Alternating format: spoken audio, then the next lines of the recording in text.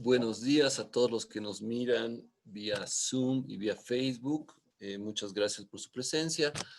Hoy es la quinta conferencia de nuestro ciclo Cómo hice mi investigación, organizado por el Instituto de Investigaciones Sociológicas de la carrera de Sociología de la Universidad Mayor de San Andrés. Es un gusto estar y aprovecho para saludar a Raúl España, director del Instituto de Investigaciones Sociológicas, y a Julian Müller, nuestra conferencista del día de hoy. Es ya, de alguna manera, creo que es una forma de ver cómo ha pasado este año tan intempestivo. Este ciclo es nuestra quinta conferencia del ciclo.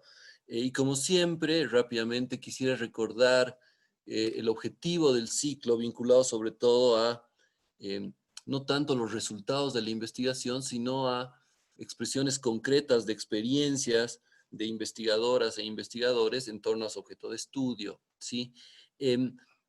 Por cuestiones técnicas, vamos a dejar apagados los micrófonos y los videos de los asistentes para evitar que se ralentice la plataforma. Pero por favor pueden a lo largo de la conferencia de Julian ir compartiéndonos sus preguntas por chat y al final de la conferencia nuestra conferencista responderá las mismas. Antes de presentar a nuestra conferencista y empezar con el evento, quisiera cederle la palabra al director del IDIS, a Raúl España, para que presente nuestra actividad. Querido Raúl, tienes la palabra.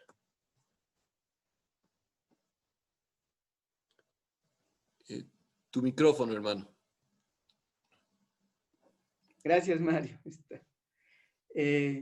Bueno, saludarlos en primer término a todos y todas, a nombre del Instituto de Investigaciones Sociológicas. Un saludo muy especial a nuestra invitada de hoy, Julian Müller, y agradecerle por estar compartiendo hoy con nosotros. Un saludo también a ti, Mario, que estás coordinando este ciclo de investigaciones. También a Nadia Gutiérrez, quien es responsable de incidencia del IDIS, encargada de la organización y la logística de este evento, a Tania Jiménez y a Carolina Ramírez, quienes hacen posible la transmisión de esta conferencia.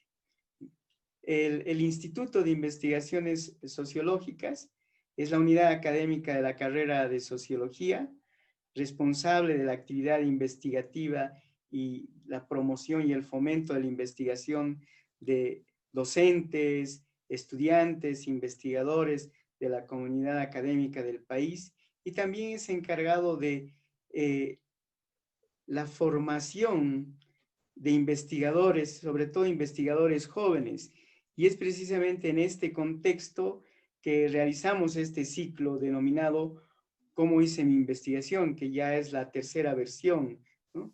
Ahora bien, quiero poner de manifiesto y relevar que este ciclo tiene la particularidad de introducirnos en el trabajo investigativo, no a partir de las clásicas y tediosas recetas de los cursos de metodología, sino más bien a partir de las vicisitudes, los avatares por los que los investigadores transitan en la cotidianidad de su trabajo, para delimitar su objeto de estudio, para determinar su estrategia de investigación, para seleccionar sus herramientas metodológicas, para realizar el trabajo de campo, etc. Lo que además nos permite desmistificar el trabajo investigativo como algo que solo pueden realizar los iniciados.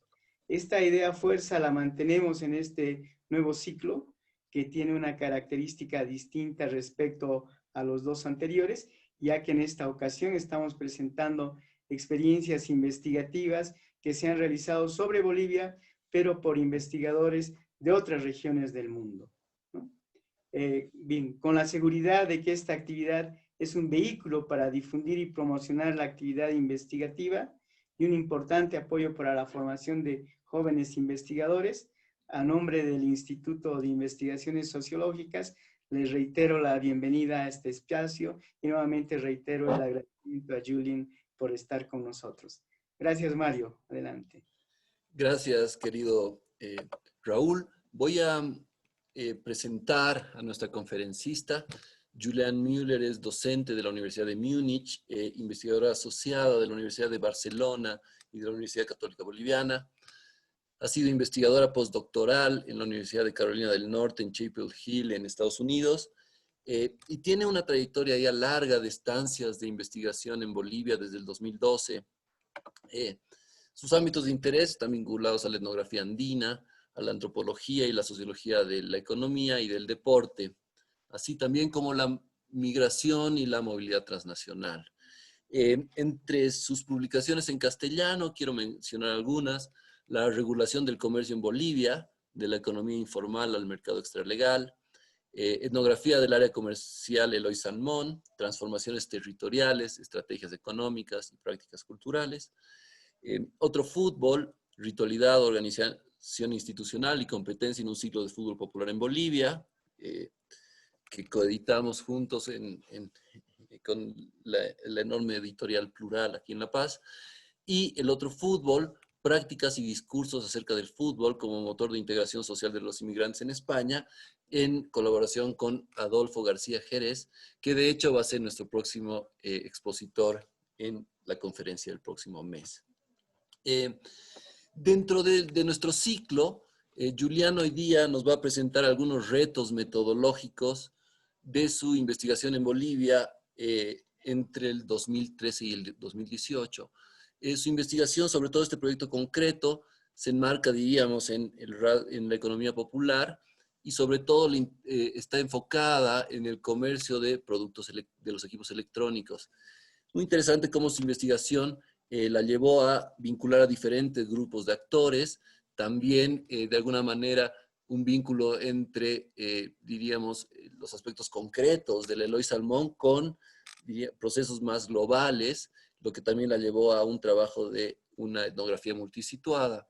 Entonces, como siempre, Julián nos va a comentar un poco los avatares que vivió durante su investigación, y eso sí quiero terminar agradeciéndote de corazón, querida Julián. Julián es una amiga muy querida y para mí es un gusto, es un privilegio tenerla acá y que todos podamos escuchar y aprender de su experiencia. Termino planteando como de nuevo la metodología.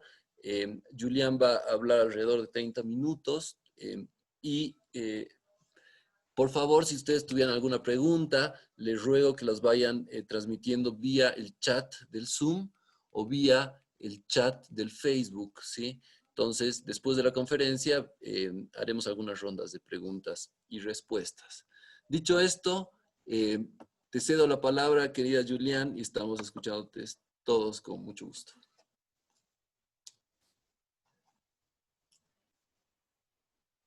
Hola, buenos días a todos, a todas. Muchísimas gracias, Raúl Espana, Mario, por la invitación. Es realmente un orgullo para mí y estoy muy contenta de poder presentar en este ciclo del IDIS. Además, porque la investigación que empezó justamente con el IDIS, del cual voy a hablar, ¿no? Porque ahí detrás, en 2013, quisiera mencionarlo brevemente, hemos confirmado un convenio entre la UMSA, la Facultad de Ciencias Sociales, y la Universidad de Múnich, de la Facultad de Ciencias Culturales.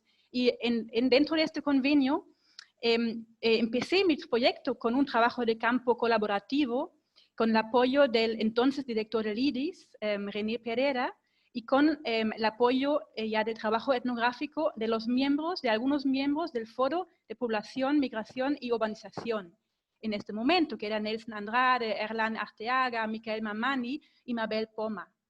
Igual también, más tarde, trabajaba como asistente en el proyecto Luis Ordóñez, que es licenciado de la carrera de Sociología de la UMSA. Así que aquí voy a presentar algunos retos, como ya has dicho, Mario, algunos retos metodológicos de esta investigación entre el 13 y el 2018. Porque este proyecto trataba el comercio de un tipo de producto, los equipos electrónicos. Entonces, como quería ver este mercado que, claro, está instituido, ya está prácticamente hecho por los comerciantes, pero también interfieren otros actores y grupos y organizaciones, como son las multinacionales de electrónica, algunas asiáticas como Samsung, Sony, LG, Huawei, que tienen una sede en Bolivia y un local en el mercado popular de la Eloy Salmón. Pero claro, que trabajan a una escala global. Entonces aquí a mí me ha interesado, fascinado que tenemos un mercado, en el mismo mercado, actores de la globalización desde abajo o no hegemónico, como lo llama Gustavo Lins Rivero y Carlos Alba Vega, y también los actores de la globalización desde arriba, hegemónica. Y esta misma investigación, como voy a desarrollar en la presentación, también me llevó como parte de una etnografía multisituada a los espacios fronterizos por donde pasa buena parte de la mercadería que se vende aquí en La Paz. Voy a empezar con lo multiescalar. La escala, y voy a presentar, por supuesto, he olvidado de compartir mi presentación. Ahí está. Ahí está. Bueno. Entonces, en mi primer lugar, la escala, ¿no? Se refiere al alcance espacial de las acciones. Por ejemplo, hablamos del comercio a pequeña escala, el comercio de hormiga o de poca distancia y poca cantidad. En este sentido, el comercio popular opera más bien a escala grande, extendida, ¿no? Los comerciantes se van a Chile, se van a China de manera regular. Pero claro, en un segundo sentido también la escala se refiere no solamente a la expansión espacial horizontal, los comerciantes que no conectan lugares específicos en el mundo, sino también a una estructura vertical, ¿no? Y a diferencia de los comerciantes, las multinacionales construyen aparatos burocráticos, jurídicos y tecnológicos abarcadores. Y, ¿no? Estaba en la última. Ahora, ahí vemos a la izquierda el local, el espacio de exhibición de Samsung en la Eloy Salmón, que parece una tienda chiquitita entre otras, pero en realidad forma parte de la estructura global de Samsung Electronics. Y Samsung Electronics es solamente una empresa dentro de un conglomerado más amplio, porque tiene más o menos 200.000 empleados en todo el mundo, igual de plantas de ensamblajes y redes de ventas oficiales. Entonces, eso es una estructura escalonada, que van a ver ahí, ¿no? Desde el Global Headquarter en Seúl, se va descendiendo, tienen sus sedes regionales, tienen su sede subregional, en nuestro caso en Chile, porque Bolivia se maneja a través de Chile, y después tienen como una sede nacional igual en Bolivia, en La Paz, como Samsung Electronics, y tienen un local en la Eloy Salmón. Como metodología multiescalar, como lo llamo, mi planteamiento inicial era por lo menos llegar al nivel nacional, es decir, captar las estrategias que tiene la empresa. Y esto a través como de unas 2-3 semanas de una estancia investigativa en Calacoto, donde están las oficinas principales nacionales de Samsung. Y para esta manera entender la organización social transnacional de la empresa, la estructura de poder y las actuaciones en Bolivia, pero no solamente en el mercado popular, pero de manera más general.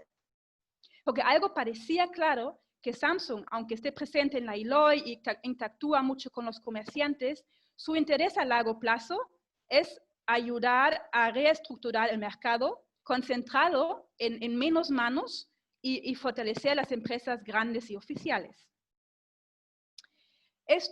Llegar a Calacoto, resultó el mayor desafío de la investigación, que no lo esperaba. Yo pensaba, claro, la economía popular, hablar del negocio, eso es complicado, es un tema, no es fácil. Eso lo esperaba, pero no tanto que era tan difícil llegar a Calacoto. Y había elegido Samsung porque en el 2016-17 tenía 29 empleados en la Eloy Salmón, así que mucho labor humano en el mercado popular. Y claro, ahí en Samsung el acceso al campo, que también en el trabajo de campo es un requisito del acceso a la información, es un tema clásico en la antropología. Y si no podemos hacer trabajo de campo, observar también de manera natural, ¿no? Cotidiano, las prácticas, los significados que las personas dan a las acciones, no podemos hacer trabajo de campo. Y en una oficina tenía como un reto añadido, que no es como que en la ILOL que se pueda andar, es un espacio público y empezar a hablar. No, el espacio ya en sí es privado, ¿no? Entonces el acceso es espacial en un principio. Y claro, después les voy a contar un poco los vericuetos que para llegar, mi intento de llegar a Samsung Electronics en Calacoto, esto detrás, el edificio azul, son las torres empresariales en la calle 22, donde Samsung tenía sus oficinas. ¿Cómo se puede llegar? Claro, el acceso, digamos, al trabajo de campo. Se puede hacer peticiones oficiales, cartas formales de presentación, buscar un contacto informal, también jugar con el capital simbólico y social de uno mismo. Pensaba, digamos, como persona europea de una universidad con cierto prestigio, ¿no? Bueno, todo esto. Y también ofrecer algo en cambio a la empresa.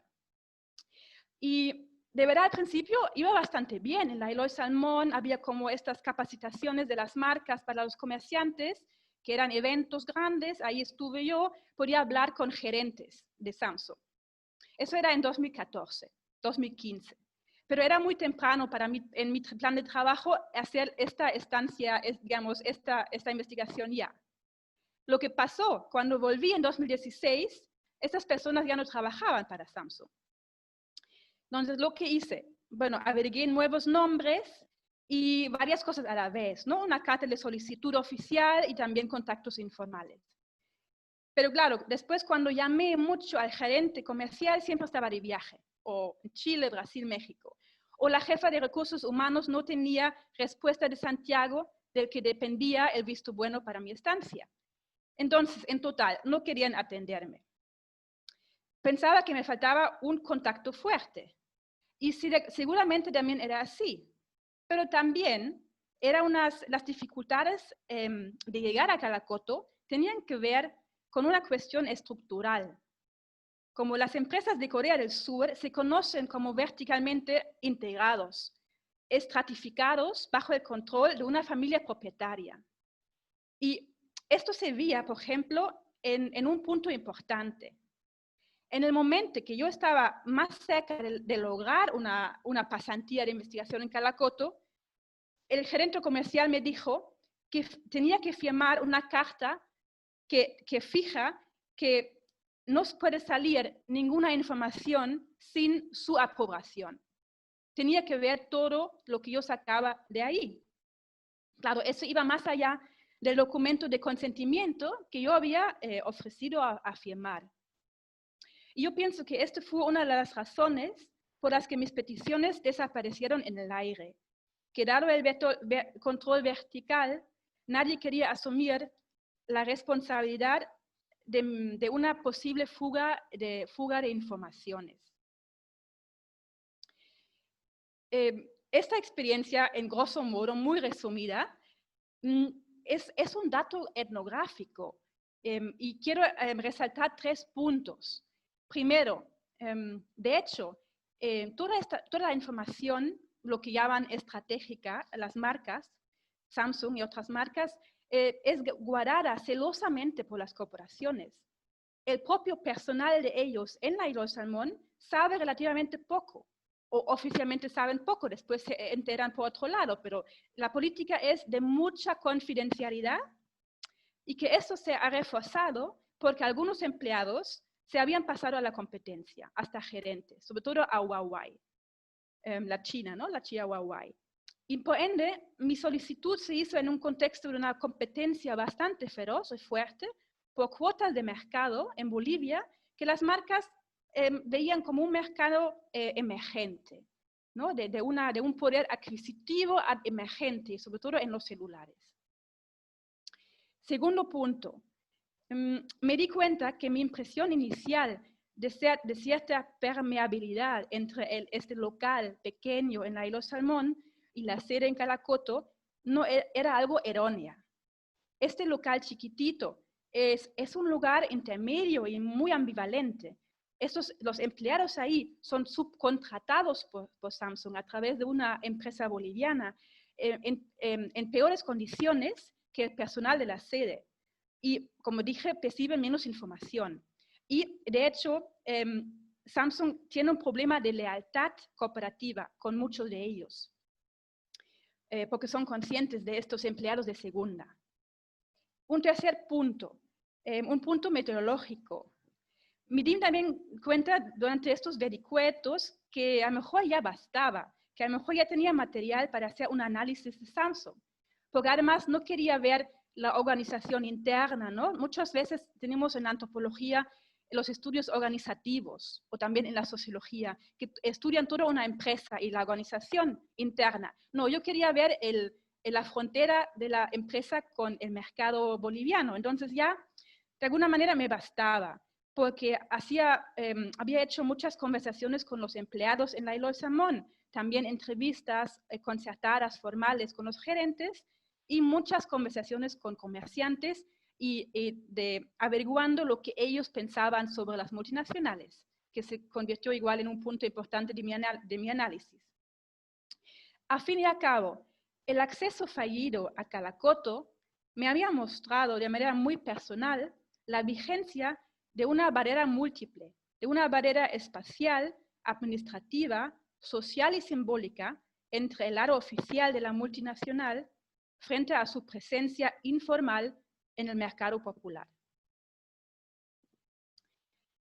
Bueno, ahora, claro, y esto, lo multiescalar, tiene que ver con los retos de studying up, ¿no? Studying up sociológicos. Tiene que ver con estudiar élites y grandes empresas, otra clase social, el poder.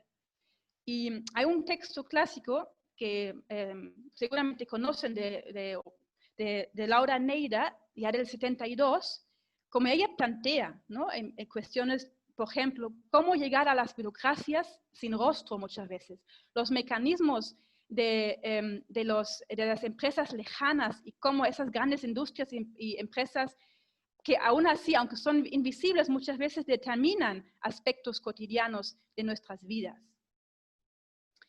Y ella también plantea que a lo mejor podríamos pensar de diferentes normas éticas, es decir, diferenciar entre estudiar grupos privados, familias, comunidades, donde deberíamos devolver más información o anonimizar más a los informantes, y aquellos grupos y organizaciones de interés público. Y también plantea que es sobre todo ahí donde tiene mucho valor una mezcla de métodos, ¿no? Como parte del trabajo etnográfico. El trabajo de campo clásico, la observación, las entrevistas etnográficas, las conversaciones informales, pero también entrevistas formales, análisis de documentos, análisis de los medios sociales y de la prensa, para después triangular y llegar a una idea de una empresa, por ejemplo, en este caso. Claro, y en el fondo mi experiencia, yo creo que no tengo que rendir cuenta con Samsung, no me siento, digamos, restringida o no de publicar datos no consentida, porque además no llegamos a firmar nada en el fondo ahora, porque no hice la estancia de investigación. Bueno, porque también no parecían muy interesados que los que yo podría ofrecer. Pero después podemos discutir, porque claro, también las empresas casi exigen un contradón. Si te dejan entrar, exigen algo de ti también. En mi caso parece que no era suficiente. Bueno, ahora voy a pasar a lo multisituado. Lo multisituado nos suena a todos, ya es como una propuesta que se hizo muy popular en la antropología, que fue inicialmente planteada por George Marcus en el 95, y al nivel teórico, bueno, de manera muy breve, era ir más allá del nacionalismo metodológico, ¿no? De ver realmente las conexiones, los flujos, los movimientos transnacionales. Y como dice el título, era trabajar no tanto sino del sistema mundo, un enfoque constructivista, mucho más, digamos, constructivista del sistema mundo, y elegir los lugares según las preguntas de la investigación, ¿no? Al nivel metodológico, eso a lo mejor lo que más se conoce, era seguir, la propuesta es seguir a gente, a cosas, a historias de vida, a conflictos. Pero también, entonces, en mi caso, no he seguido el movimiento de los comerciantes bolivianos solamente, que sería el enfoque más clásico, sino quería, lo que también planteaba ya Marcos, seguir las conexiones, asociaciones y relaciones alrededor de un fenómeno. En mi caso, el comercio de electrónica. Translocal, local, translocal, hasta global. Claro, quería entender, y con esta idea, quería entender cómo la población cerca de la frontera con Chile percibe y habla del comercio transfronterizo y del contrabando por su territorio, de los cuales también participan. Entonces, uno de los lugares me planteaba al principio acercarme a la población de Zavalla, a 30 kilómetros de Pisiga, de la frontera con Chile, y claro, ahí tenía un tema clásico de acceso, una comunidad rural o una localidad rural provincial, y yo iba para hacerme una idea muy explorativa, y que era evidente muy pronto que aquí o se hacía trabajo de campo de largo tiempo o no se hacía nada. Además, era complicado de hablar de comercio abiertamente. Y ahí se muestra, o realmente se hizo evidente, uno de los retos, sino problemas teórico-metodológicos de la etnografía multisituada. Porque, ¿cómo limitarlo? ¿No? ¿Qué conexiones seguir? ¿En qué profundidad? ¿Cuáles no? Hay que justificarlo conceptualmente y según la pregunta que uno se hace. Y tenía que reconocer que como mi pregunta era la comercialización de los aparatos, ahí en la frontera no cambiaba de manos, no se vendía y compraba nada, era un sitio de paso, de tránsito. Y entonces decidí dejarlo al lado para este proyecto, enfocarme en Iquique, la zona franca, ¿no? Ciudades y ferias en la China, como han hecho investigadores de la economía popular, donde sí hay la compra-venta, donde son los sitios de compra-venta. Pero esta idea de la frontera se volvía en un estudio aparte, pero que seguía, digamos, interesándome porque también me había acercado a la aduana nacional en La Paz y a la aduana regional en Oruro. Y podía realizar entrevistas con los directores, ahí sí las instituciones públicas, estatales, me dejaron, no podía quejarme de nada, siempre me dejaron a realizar lo que quería realizar, de verdad. Entonces podía hacer entrevistas hasta con la presidenta de la aduana boliviana en su momento y con directores de la aduana regional de Oruro y también con jefes de los llamados COA, el control aduanero, operativo aduanero, unidades móviles de policía que patrullan las zonas fronterizas, ¿no? Se prestan su servicio a la aduana.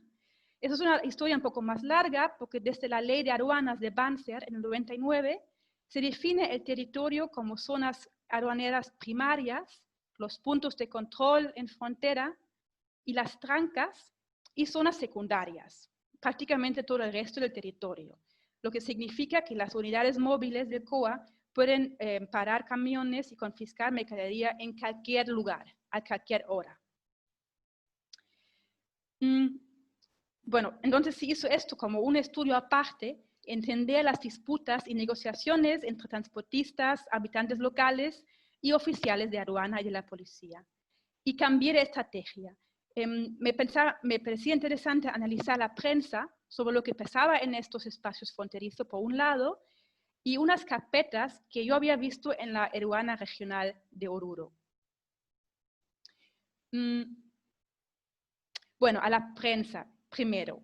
No puedo profundizar mucho, pero hay un nivel mediático muy fuerte. Se construye una imagen sobre lo que pasa en la frontera y sobre el contrabando. Aquí tienen algunos titulares de unas operaciones masivas en octubre del 16, que se repetía en octubre-noviembre, que se repetía en el 2017. Soldados y policías bloquearon la autopista Pisiga-Oruro y eso se convirtió en una noticia diaria. Los medios informaron con desaprobación sobre escudos romanos, mercadería escondida y sacada por caminos ocultos, y que se quemaron o que se quemaron cargas enteras en vez de entregarlos.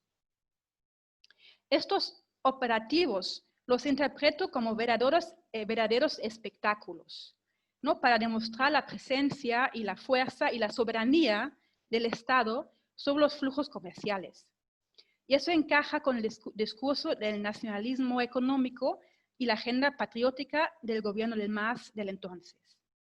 Esas acciones del gobierno se ponen en un contexto como el boliviano o altiplánico, donde el contrabando es históricamente muy extendido y tiende a ser lícito, también sociológicamente legítimo y consentido por muchos, ¿no? Por las multinacionales, por los clientes finales, sobre todo. Bueno, ¿qué decían ahora las carpetas que pude revisar?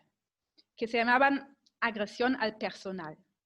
Pude revisar unos informes de esas carpetas del año 2015 y parte del 2016, y estas son descripciones detalladas de todo el patrullaje en cuestión. A lo largo del texto, son entre 2 y 5 páginas, aquí hay uno de 2, que bueno, no se debería leer, está a propósito que no se leyera. Obviamente reflejan el punto de vista de los oficiales, pero se pueden sacar datos interesantes. Por ejemplo, que un conflicto fue mediado por la máxima autoridad originaria de una de las comunidades, el Jilacata. En otro caso también, el segundo Jilacata, en contacto por teléfono con el jefe regional de aduanas, ayudó a liberar un vehículo de COA retenido por la población y ayudar también a encontrar un oficial que desapareció durante 24 horas. Bueno, en suma, estos archivos dan cuenta de un espacio conflictivo, de huidas, emboscadas y peleas entre policías del COA, choferes y la población local, pero también de la resolución de los conflictos cuando el jefe de aduana llama por teléfono al Jilacata, reconociendo la influencia de este sobre la población, lo que contrasta con la escenificación de la soberanía estatal.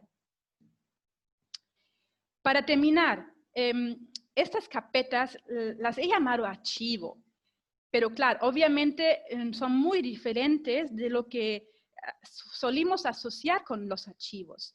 No son exhaustivos, tampoco detrás no hay un propósito de crear un archivo, pero son documentos de una institución estatal, documentos de primera mano, fuentes primarias escritas sobre acciones del pasado,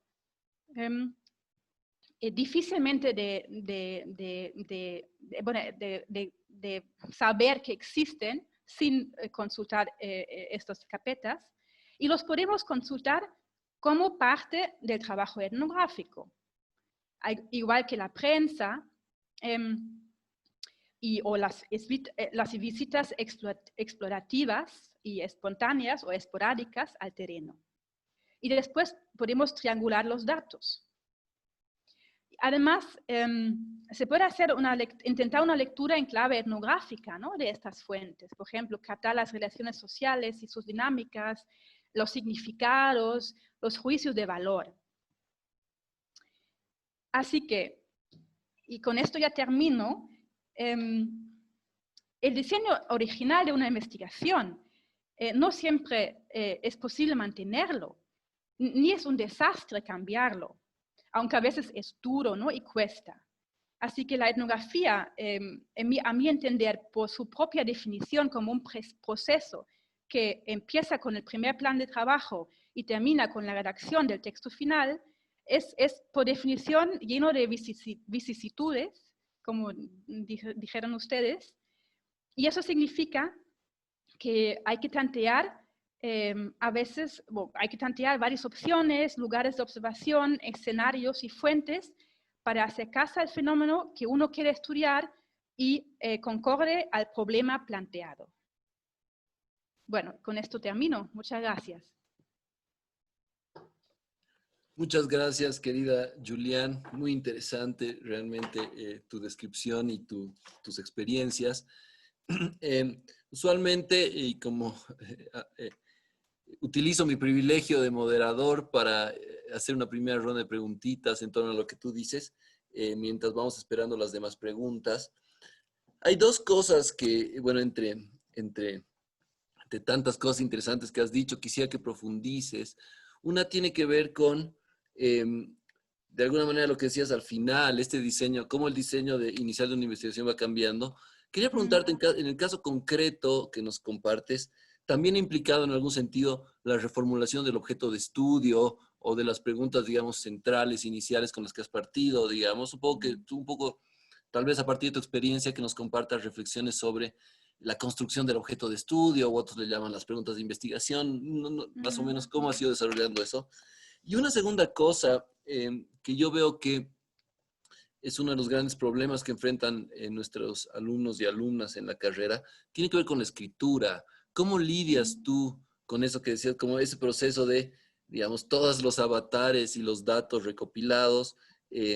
¿Cómo lidias tú con la escritura? ¿Cómo enfrentas el proceso de escritura en términos concretos? Si sufres mucho con la página en blanco o no tanto, ¿qué estrategias sigues? Yo empezaría con esas dos, entre muchísimas cosas que me han quedado aquí escritas, pero me gustaría un poco tus reflexiones sobre el objeto de estudio y sobre el proceso de escritura a partir de tu experiencia concreta. Podríamos empezar por ahí y así vamos. Claro, claro. ¿Sigo con mi presentación o lo paro para que se vean otras cosas más caras? Sí, yo creo que es mejor que... Lo paro, lo termino. Va, perfecto. Sí, ya, bueno, muchas gracias por las preguntas. Sí, seguramente. Yo creo que las preguntas de investigación, también hay un poco un estilo privado en esto. Y también tiene que ver un poco con la edad y con la experiencia de haber ya hecho trabajos de investigación antes. Yo tengo que admitir que mis preguntas de investigación eran más abiertas en estas que en mis investigaciones anteriores. Quizás también como ya no tenían, nadie me evaluaba, entonces hay como más libertad de alguna manera. Pero, y también era un tema muy vasto, esto yo sabía desde el principio, que era, digamos, ver la comercialización de estos aparatos, desde la Eloy Salmón, la Justus, Buenos Aires, y después pasar por lo menos a 2 o 3 sitios más, Iquique, importante, sabemos, ¿no? Y también a China, que gracias a tener un proyecto así de 3, se prolongó a 4 años, hasta podría ir a la China.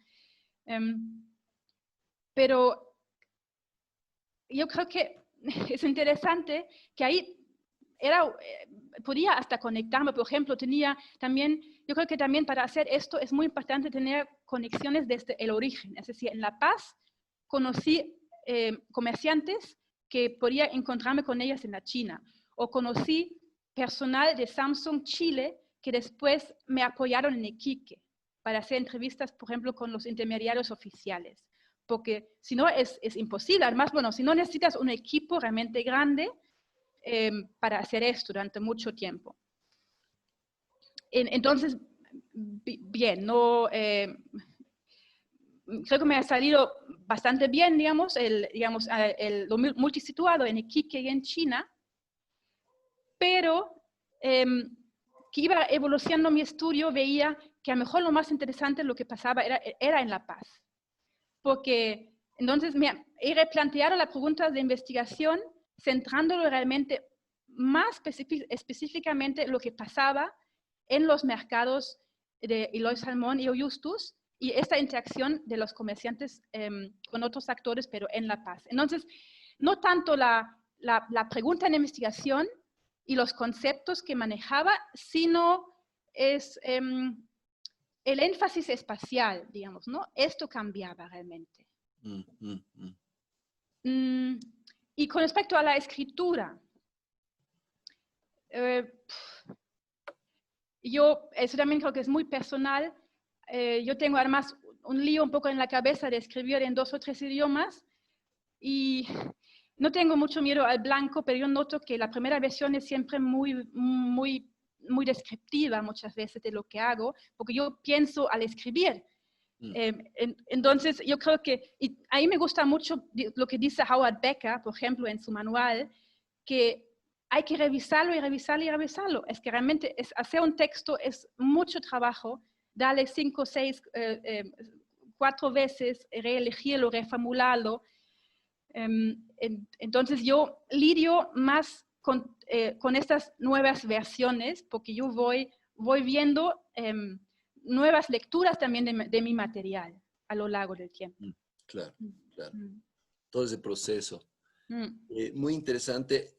2 preguntas para seguir. Una pregunta de Nico Tassi, que dice que de verdad muy interesante. Muchas gracias, Julián. Y él te pregunta sobre si podías profundizar sobre el tema de las diferencias a nivel de normas éticas para un investigador entre el estudiar una multinacional pública y una familia o una comunidad privada, digamos, ¿no? Un poco desarrollar este tema de las normas éticas. Y por otro lado, si es posible ofrecer nosotros como investigadores sociales a una multinacional una relación de reciprocidad de alguna forma, si es posible hacer eso. Y una pregunta más, por favor, para seguir con esta ronda, es de Tania Jiménez, que ella está estudiando la red de distribución de autos usados, ¿sí? en los Yuncas. Entonces pregunta si podrías dar algunos ejemplos concretos de un poco más de concretud sobre lo multisituado. Por ejemplo, ella ponía el ejemplo de su caso, que tendría que ver todo ese comercio con Bolivia, México, Paraguay, que llega a pequeñas escuelas rurales. Entonces, si tal vez podrías desarrollar un poquito más el tema de lo multisituado en tu investigación. Son preguntas complejas, diversas, pero creo que muestran también lo interesada que está la gente a partir de tu exposición. Entonces, no sé si son muchas, si es muy denso, y si quieres te las repito un poco, o si quieres ir poco a poco. Sí, poco a poco. Bueno, voy a empezar con la pregunta de Nico. Sí. Yo suelo pensar que yo estoy de acuerdo con Laura Nadar en el sentido que las empresas privadas que deberían de rendir cuentas de sus actos y deberían ser de alguna manera accesibles también a las investigaciones. Y claro, eso no significa que de repente se citan los nombres originales de las personas con las que has hecho una entrevista. No, es decir, se anonimiza a las personas, pero no a las instituciones como tales. En un momento dado pensaba, debería anonimizar a Samsung, pero bueno, es casi ridículo porque todo el mundo va a saber y es una institución pública que o privada, pero tiene que aguantar esto, está en la mirada del público y también de la investigación. Entonces, hay menos razones, digamos, de anonimizar, como a lo mejor anonimizamos a una comunidad. Yo no solía hablar de Zavalla tan abiertamente, aquí sí, pero en un texto escrito no, por ejemplo. Eso primero. Y también, claro, después, obviamente se puede devolver información si ellos lo quieren. Ahí siempre hay que tener cuidado, creo, que no tampoco hacerles entender o darles información que pueden dañar a otros sujetos de estudio, porque claro, si es así lo multiescolar, dice que tienes muchas casi responsabilidades porque tienes sujetos de investigación muy variados, entonces no puedes decir algo a una institución que puede dañar al otro, ¿no? O digamos, estos secretos comerciales son un poco delicados. Y la reciprocidad, pero yo creo que la reciprocidad con empresas es posible. Es muy obvio que en estas organizaciones o estudios de las organizaciones muchas veces contratan sociólogos, antropólogos para mejorar mecanismos internos, ¿no? Para que por ejemplo, si hay mal ambiente, ¿no? A ver lo que falla, cómo falla la gerencia, ¿no? Todos estos es muy obvio que ahí hay una reciprocidad y se puede ayudar. Pero yo, bueno, yo igual he ofrecido algunas claves mías, algunos como yo entendía el mercado aquí en Bolivia, obviamente con cuidado, pero parecía que no estaban muy interesados. Bueno, y con respecto a los autos usados, ¿qué quería un poquito más de mis resultados o qué es lo que, a qué me Digamos, ayudaba lo multisituado, ¿no? exacto, como precisar un poco este tema de lo multisituado. Por ejemplo, una cosa que tú decías es interesante y se ha discutido mucho al respecto, hasta dónde llega, cuáles son los límites, digamos. Entonces, probablemente reflexionar más concretamente cómo fuiste tú precisando lo multisituado a partir de tus preguntas, de tus preguntas. ¿Cómo lo ves? Bueno, yo creo que los lugares es bastante fácil, ¿no? Como también había como estudios anteriores que sabíamos esos lugares claves por donde pasa mucha mercadería y también la electrónica. Y después también, claro, hay que ver qué es lo que a uno les interesa, ¿no? De este multisituado.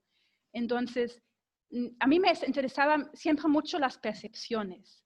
No tanto o no solamente las redes, porque por investigaciones anteriores ya conocimos bastante estas redes y las redes sociales entre los lugares, pero las percepciones. Por ejemplo, de cómo veía el personal de Samsung Chile al mercado boliviano. Cómo veían los intermediarios árabes, chinos, indios ahí, que son, digamos, los distribuidores oficiales de la electrónica, cómo veían ellos la relación comercial que tienen con los comerciantes bolivianos. Y ahí también vemos datos muy interesantes que igual tienen una idea de que se podría traducir a la relación de caseros, de mucha confianza con los bolivianos, y que decían que estamos siempre donde está el mercado boliviano. Y bueno, igual después en La Paz, igual me interesaban las percepciones, ¿no? De los comerciantes de las multinacionales y de las multinacionales de los comerciantes. Así que eran como visiones del mercado, visiones del otro en el mercado, significados que dan a sus acciones económicas, este enredo, digamos, tanto en un lugar como en lo multisituado. Claro.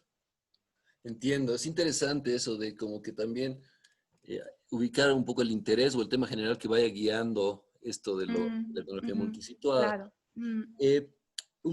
Algunas preguntas más, Julián. Camilo Arratia te pregunta, digamos, claro, a partir de todas las complicaciones que tuviste para acceder a Samsung, digamos, además de que fue, digamos, ese rechazo o esas complicaciones fueron un dato etnográfico en sí mismo, también tuviste en algún momento una pregunta, digamos, te preguntaste cómo reemplazar esa información,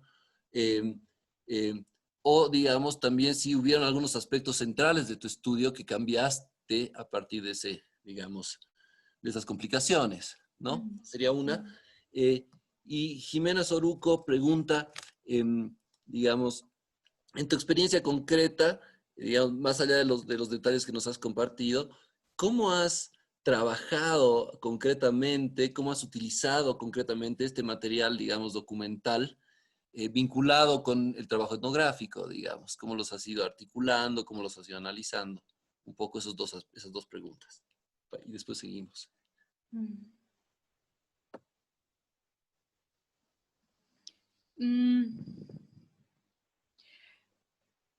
Claro, reemplazando. Sí, un punto, por ejemplo, que puedo pensar ahora es que quería ver mucho más las proyecciones del futuro, de alguna manera, ¿no? Ver cómo las multinacionales proyectan el mercado boliviano, qué ideas tienen, eso es la estrategia, ¿no? Ajá. Cómo ven a Bolivia en unos 10 años. Las comparaciones que seguramente hacen constantemente en Bolivia con otros mercados, eso ya podría ver en las entrevistas, ¿no? Algunos habían asumido el mercado boliviano como algo natural, otros habían dicho, no, Bolivia es una excepción. En Chile, en Brasil, en Colombia, todo va, sobre todo va muy diferente, es mucho más formal todo, ¿no? Aquí es una excepción, es muy complicado aquí en Bolivia, y tenía más ideas sobre igual los desafíos de las multinacionales en Bolivia, poder tener ahí a tantos comerciantes que venden sus productos.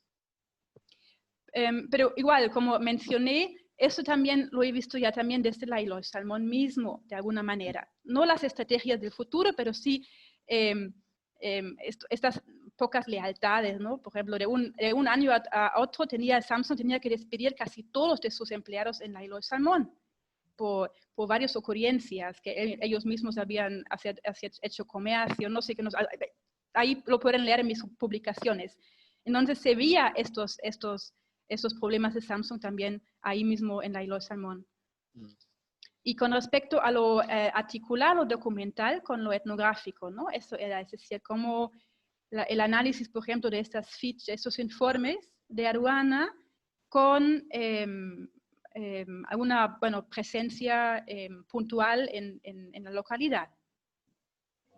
Eso es la pregunta, ¿verdad? Sí. Sí.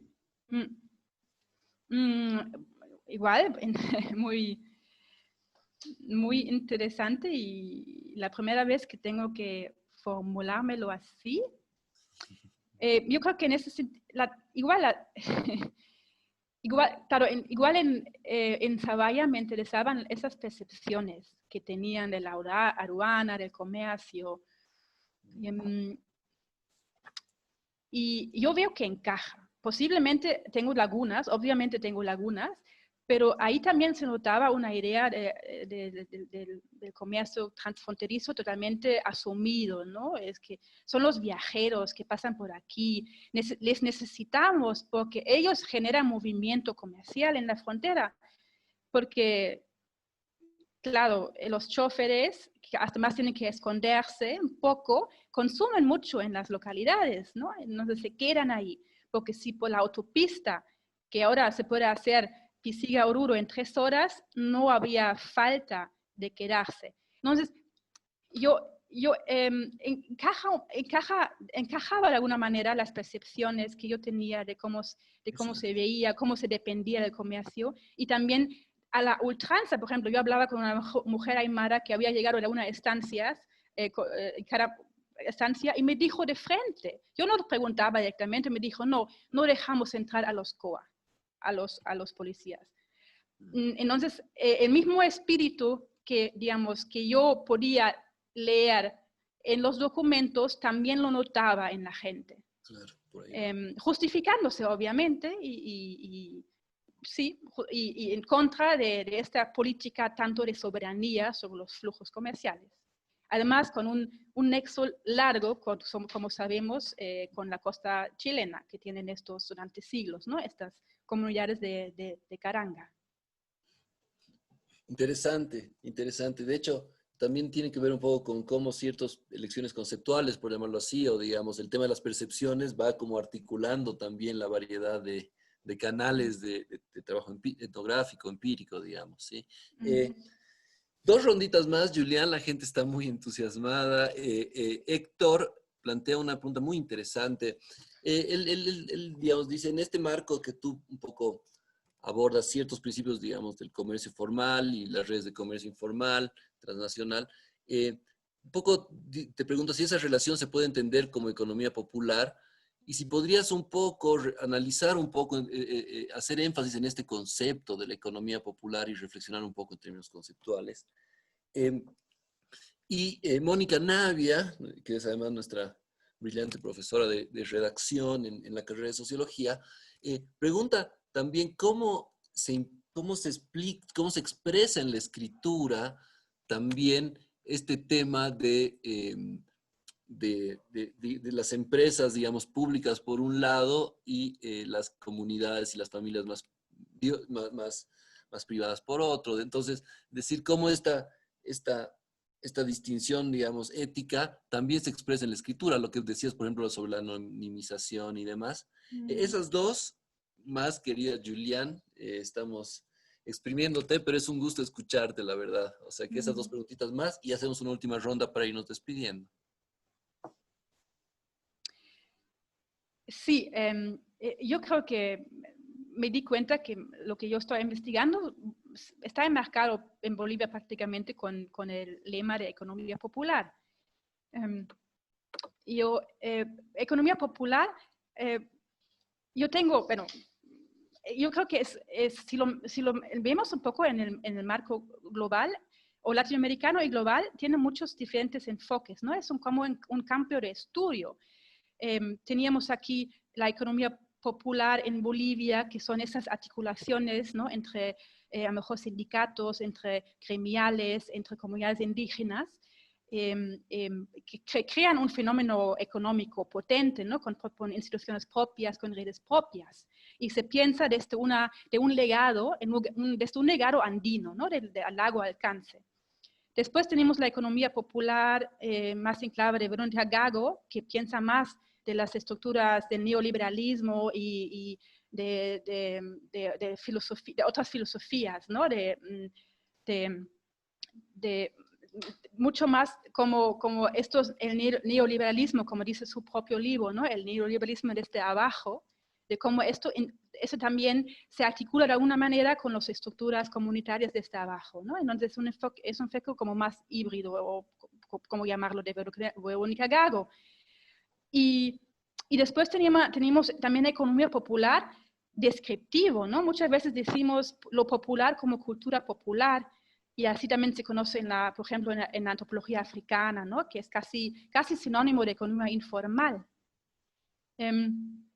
Entonces, para hacerlo corto, yo parto de los trabajos de economía popular en Bolivia, pero como tal, mi marco no es de economía popular, o lo es más bien en un nivel descriptivo, ¿no? Digamos, la cultura popular, las festividades, los rituales, la familia, la reciprocidad, como todo esto influye en la economía y tiene un efecto de largo alcance en la economía. Pero no es como un concepto analítico en sí, es más descriptivo en mi caso. Ya, entiendo. Sí. Y la escritura y la distinción ética. Ah, sí.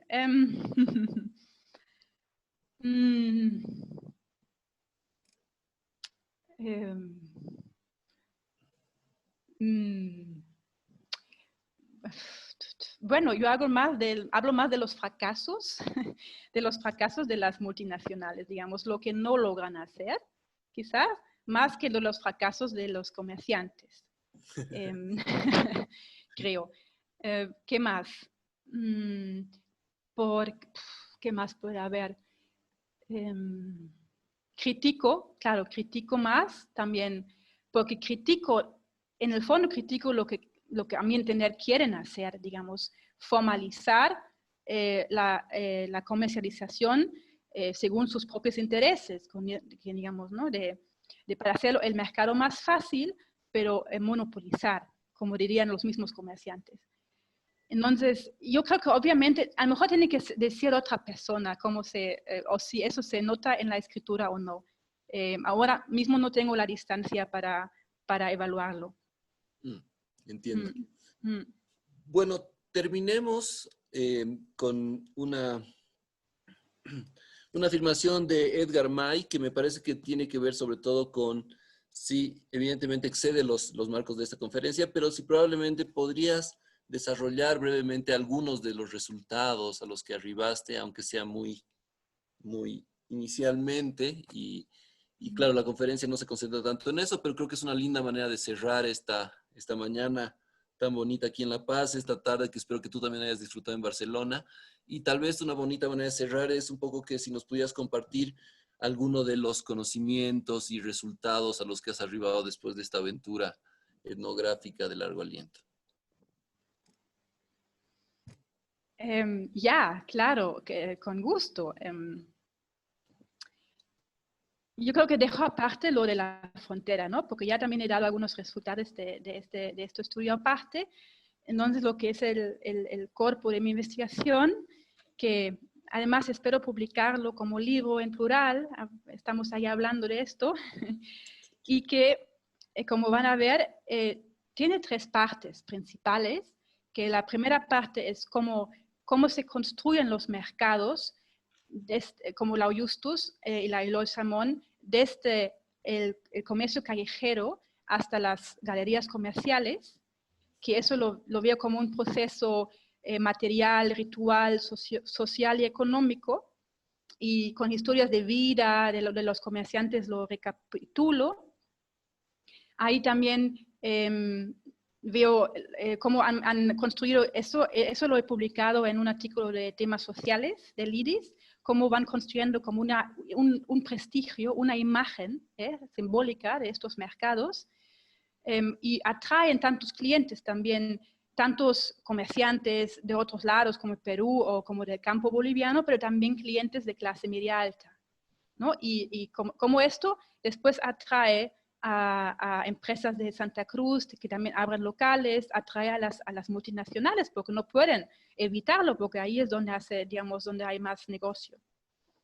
Y entonces, ¿cómo se logra? Ahora también hablo un poco de los nichos espaciales y económicos que permite que haya tantos comerciantes y comerciantes en el mismo lugar, que hay algunos muy grandes, sí, y algunos que apenas ganan suficiente para vivir. Después hablo, sobre todo con respecto a la Justus, de las asociaciones de comerciantes, ¿no? Como obviamente tiene que ver con cómo han defendido los mercados, la experiencia que tienen en lidiar con los funcionarios estatales, de cómo esto tiene mucho que ver cómo están lidiando con las multinacionales, ¿no? Hasta la propia idea que tienen de la importancia de su mercado a nivel local y nacional, tiene que ver con la experiencia como gremiales. Y esto se ve en la autoconfianza igual que hay con las multinacionales. Y después propiamente veo, bueno, sí, hay un poco de tiempo, ¿no? Voy a avanzar un poco, claro. Igual ahí ya me enfoco en nociones propias de cómo entienden no solamente su mercado, sino la competencia, cómo entienden el capital, la inversión, ¿no? Indago un poco en estos temas microeconómicos, complementar estudios de Nicotasi, ¿no? Y otros que ya se han hecho, diferenciando un poquito más entre los grandes y los pequeños, aunque todos, y esto me ha sorprendido mucho, se mantienen como cuentapropistas, ¿no? Apenas hacen empresas. Y después, claro, la segunda parte, que son 2 capítulos, habla ya de las multinacionales, ¿no? Lo que hacen ellos, todo el marketing. Todos los afiches que vimos en Eloy Salmón no son propios de los comerciantes, ya casi son oficiales y les pagan, las marcas pagan a los comerciantes. Todo el estudio del mercado, porque claro, necesitan datos, necesitan saber cuánto se vende en Bolivia para mandar la mercadería de la fábrica. Entonces, todos los estudios de mercado que hacen de puerta en puerta con los comerciantes, toda la información que quieren sacar, también cómo manejan la cadena, ¿no? Y ahí se ve muchos roces, porque hay mucha, claro, uno no quiere hablar de los precios, uno no quiere hablar de los almacenes, ahí se ve las dificultades que, digamos, ¿por qué dicen las marcas que este mercado en Bolivia es tan complicado? Y se ve también los límites, ¿no? Sin el poder, sin un poder legal fuerte, sin un poder, quizás un gobierno que esté más a favor de las grandes empresas, como es difícil de hacer su labor ellos mismos solamente, ¿no? Porque los comerciantes también como cooperan, hay mucha cooperación a nivel individual, además reciben bonos, reciben incentivos de las multinacionales, pero es sorprendente cómo también siguen actuando como colectivamente, ¿no? Los comerciantes. Y ahí hago una distinción entre conceptos que manejan las multinacionales y los comerciantes, ¿no? Por ejemplo, cadena o supply chain, que es como cadena de suministro frente a los canales de mercado, ¿no? Y esos son diferencias conceptuales, pero a la vez en la práctica. Y después hay una tercera parte que va más allá del mercado y de los otros actores. Bueno, y después hay otra parte que un poco la relación con los intermediarios en Iquique y una parte en la China también. Quiero ahora terminar de hablar de la tercera parte, que es todo el enredo que hay entre la fiesta también, ¿no? Un poco, y el mercado. Y aquí hago hincapié que en la fiesta también es comercio, que pero no es solamente comercio, es mucho más, que es hasta arriesgado, por ejemplo, ser pasante, asumir ser pasante, porque ahí te juegas el prestigio, tus amigos, lo afectivo y también un poco la inversión que has hecho. Y a partir de ahí, pienso de que eso es una economía totalmente diferente, que no podemos pensarlo en utilidades, porque el tiempo no se puede medir, que tú has invertido en tu comercio, que no hacen contabilidad de doble partida, ¿no? Ahí pienso en unas técnicas económicas, empresariales que no se dan, porque se da otro tipo de contabilidades, que también son sociales, y que, claro, obviamente no son únicamente instrumentales. Pues sí, y en el fondo que lo que está reproduciendo un sistema, porque hay comercio en todos los lados, pero no hay solamente comercio, es como holístico, ¿no? En el sentido también de Marcel Mauss, como hay prestaciones sociales, culturales y económicas. Muy interesante. Qué ganas de leer el libro, te digo. Que ojalá te guste. Bueno, voy a terminar y quisiera después cederle la palabra a Raúl para que cierre la conferencia. Quiero terminar agradeciéndote, Julián. Espero que lo hayas pasado tan bien como nosotros y como nuestro público, que se notaba muy, muy interpelado y entusiasmado con tus formulaciones. Mandarte un abrazo grande desde La Paz. Esperar verte pronto por acá. Y anunciar que el próximo mes, como siempre, tenemos nuestra última conferencia. Cerramos el tercer ciclo el 26 de noviembre con una conferencia de Adolfo García Jerez, desde España, que nos va a hablar sobre un tema central, me parece, en Bolivia y en las ciudades, que es el tema del transporte, por decirlo así, inicialmente una sociología del transporte en Bolivia. O sea que esperemos encontrarnos todos en un mes para cerrar el ciclo. Gracias de nuevo, Julián, y querido Raúl, te cedo la palabra para que concluyamos este evento que creo que está muy interesante. Tu micrófono, de nuevo, está ahí. Gracias, Mario, y sobre todo decía reiterar el agradecimiento a Julián. Ha generado bastante expectativa la conferencia. Creo que hace un aporte muy importante para nuestros estudiantes que están enfrentando hoy día procesos de investigación. Muchas gracias, Julián, y esperamos tenerte pronto en Bolivia. A ver, esperamos que esto de la pandemia se afloje un poco y ya podamos normalizar algo de las relaciones. Eso, sí, lo mismo. Muchas gracias a todos, también a las preguntas, al público que yo no puedo ver, y no he podido ver, pero sí, ahí está. Bueno, que sí, estén bien todos, sí. Déjenme terminar mencionando que algunas preguntas han quedado en el tintero, pero era imposible frente al caudal. Creo que así es suficiente. Y Como bueno, veas. gracias a todos. Un abrazo grande, querido Nico, querido Raúl, y nos vemos en un mes. En estos tiempos pasan como si fuera una semana. Hasta luego. Sí, hasta luego. Chao. Bueno, chao. Chao. Chao.